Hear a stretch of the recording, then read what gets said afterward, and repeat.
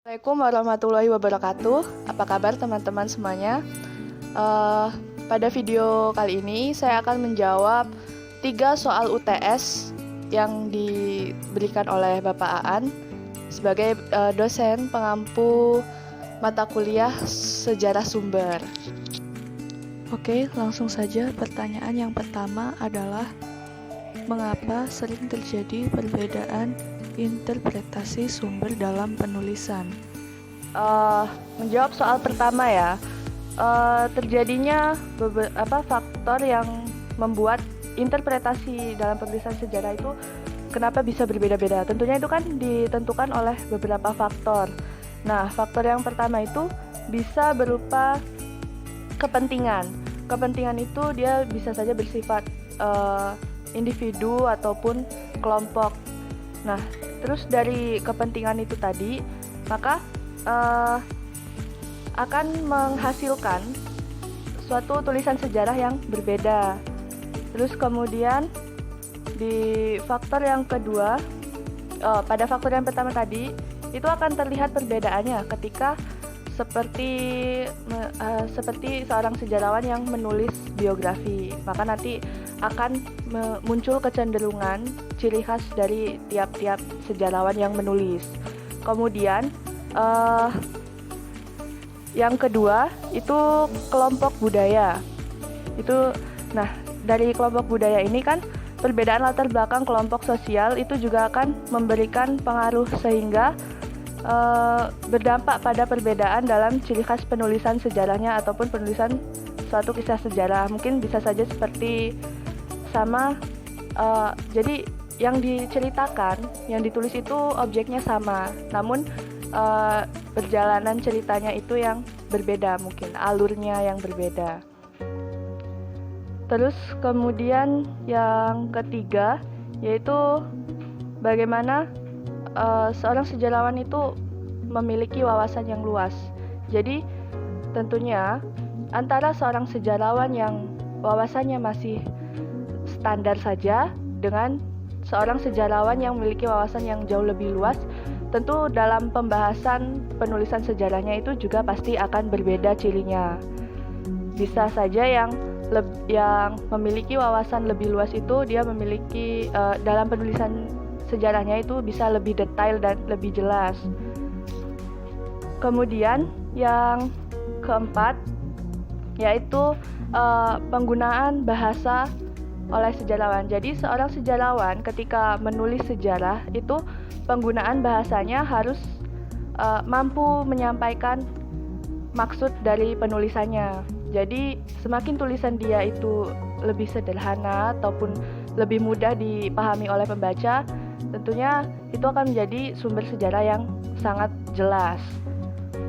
Terus yang terakhir yaitu tentang nilai-nilai yang dipahami oleh seorang sejarawan. Itu bisa dalam nilai moral, nilai agama, nilai nasionalisme, dan beberapa nilai lainnya. Contohnya pada pembahasan nilai nasionalisme, itu dapat dilihat pada kisah sejarahnya Pangeran Diponegoro. Kalau Pangeran Diponegoro di mata orang-orang Eropa itu dianggapnya merupakan seorang pemberontak. Namun kalau di pandangan sejarawan Indonesia, tentunya Pangeran Diponegoro adalah pahlawan nasional Indonesia. Jadi itulah beberapa faktor yang mengakibatkan terjadinya perbedaan interpretasi sejarah. Selanjutnya, pertanyaan yang kedua adalah bagaimana peran para penerjemah kitab-kitab berbahasa Arab ke dalam bahasa Nusantara dalam penyebaran agama Islam di Nusantara? Jawab pertanyaan yang kedua, yaitu tentang seperti apa peranan orang-orang penerjemah kitab-kitab Arab itu di dalam perkembangan Islam di Nusantara. Nah, tentang peranan dan para penerjemahan kitab berbahasa Arab ke dalam bahasa Nusantara itu dapat kita pahami dulu sebelumnya bahwa munculnya Kesultanan Islam di Nusantara itu kan setelah mendapatkan pengaruh Islam atau terislamisasikan oleh para pedagang Muslim. Jadi sangat kita pahami kan bahwa Islam itu pertama kali datang di Nusantara itu dengan berdasarkan atau diperantarai oleh sistem perdagangan atau dunia perdagangan dan jalur pelayaran. Nah, terus setelah menerima Islam di dalam Nusantara itu kemudian kan tumbuh yang namanya kesultanan atau kerajaan Islam. Nah, setelah Kesultanan Islam itu berdiri, kerajaan Islam itu berdiri, kemudian di dalam pemerintahan itu dimanfaatkannya tempat kesultanan itu sebagai tempat sarana penerjemahan kitab-kitab berbahasa Arab itu.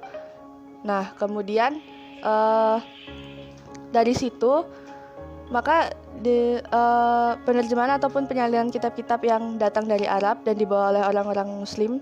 Jadi para penerjemah kitab ini juga ikut berkontribusi di dalam perkembangan Islam di Nusantara. Terus kemudian para penerjemah ini juga berhasil melahirkan suatu karya dari penerjemahannya itu menjadi sumber rujukan dalam pembelajaran agama Islam tentunya. Misalnya itu seperti tentang terjemahan tentang ilmu tafsir atau ilmu fikih dan sebagainya. Hal ini maka dapat diartikan bahwa kegiatan penerjemahan itu merupakan simbol sebagai tanda semakin kuatnya intelektual Islam di Indonesia, karena dari karya-karya itu tadi menjadi sumber bahan untuk pembelajaran tentang agama Islam. Jadi dari situ juga dapat dikembangkan agama Islam lebih luas melalui pembelajaran-pembelajaran. Yang terakhir, pertanyaan nomor 3, yaitu tentang menurutmu bagaimana keberadaan manuskrip bangsa Indonesia yang masih ada di beberapa perpustakaan di negara-negara barat? Salah satunya 26.000 manuskrip bangsa Indonesia yang masih tersimpan di perpustakaan Leiden. Selanjutnya pertanyaan yang ketiga tentang tanggapan kita dengan keberadaan manuskrip yang banyak sekali yang berada di perpustakaan di luar negeri. Salah satunya itu disimpan di perpustakaan Leiden. Sebelumnya saya sempat membaca artikel yang dilansir di tirto.id. Jadi setelah saya baca itu ya, saya sebagai warga negara Indonesia saya sendiri sebagai warga negara Indonesia itu muncul sedikit perasaan bangga karena teks-teks manuskrip yang tentang bangsa Indonesia itu cukup banyak disimpan di perpustakaan di luar negeri. Nah, karena dalam hal itu kan berarti teks-teks tentang kisah sejarah kita, sejarah bangsa Indonesia itu rupanya juga cukup penting untuk mereka kaji, sehingga dirawatnya lah di perpustakaan itu, disimpan di situ dan mereka rawat tentunya. Di lain sisinya cukup disayangkan karena banyak sekali teks-teks manuskrip yang berada di luar negeri, maka itu kan mengartikan bahwa karena terjadi keterlambatan pihak kita yang terlambat dalam mengkonservasi naskah-naskah itu, sehingga sangat perlu sekali untuk membenahi kesadaran kolektif kita yang masih rendah itu. Jadi kita harus memprioritaskan keselamatan dari manuskrip itu. Kemudian juga kita harus mengusahakan yang terbaik bagaimana kita menggunakan teknologi untuk kepentingan konservasi terhadap naskah-naskah itu. Oke, teman-teman sekalian, itu tadi jawaban yang bisa saya sampaikan. Apabila terdapat kesalahan dalam informasi dan jawaban yang saya sampaikan, saya mohon maaf. Saya akhiri. Wassalamualaikum warahmatullahi wabarakatuh.